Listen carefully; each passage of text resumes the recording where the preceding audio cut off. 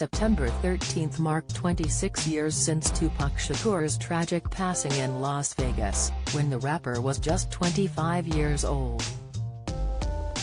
Despite having less than a decade in the music industry, Tupac is still one of the world's best-selling rap artists, and his death frequently invites a tirade of theories and conspiracies for fans. Tupac had arrived in Las Vegas, Nevada in 1996 to watch a boxing match and perform at a club on September 7, but he would sadly never get to the stage. The rapper was said to be excited to watch his friend Mike Tyson face down Bruce Seldon in the lauded heavyweight boxing match. The match ended up lasting just under 2 minutes as Tyson succeeded with a first-round knockout. Exhilarated by the incredible match, Tupac proceeded backstage to meet with the CEO of Death Row Records Suge Knight and some of the other record label employees.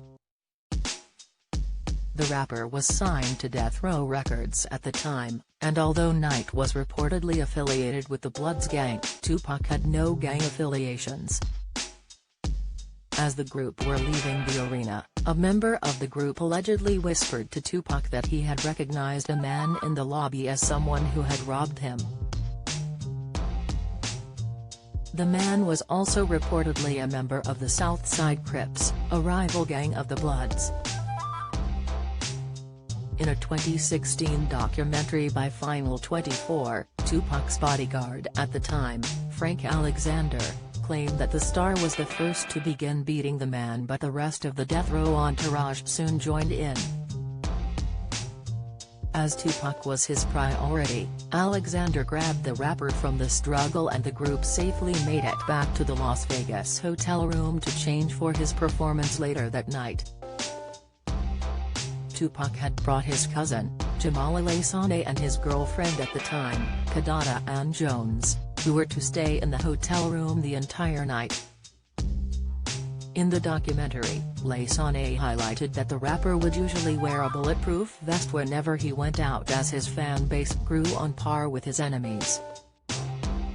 However, Tupac claimed the Nevada heat was too much and left without the vest.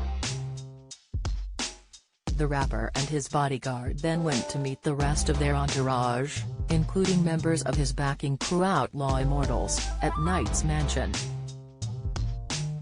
Once the group was ready to leave, Alexander made his way to the backseat of Tupac's car but was stopped by the rapper.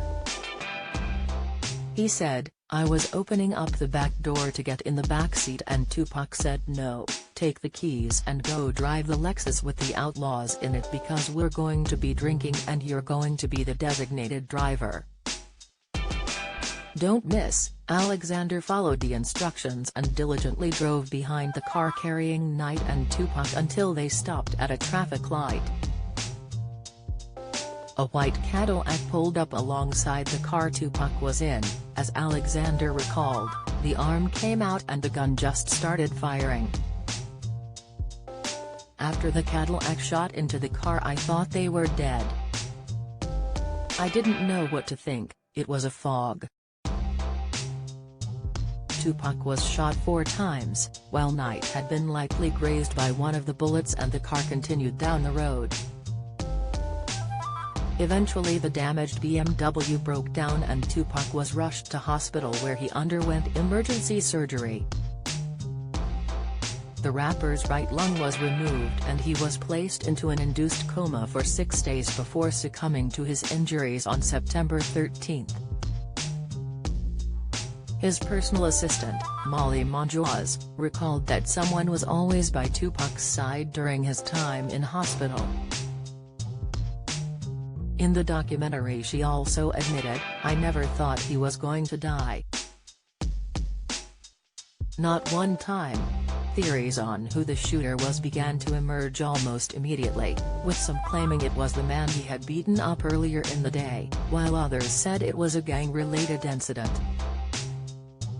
It is still unclear who killed the rap artist, and a year after the murder the lead investigator Kevin Manning told Las Vegas Sun he believed it may never be solved.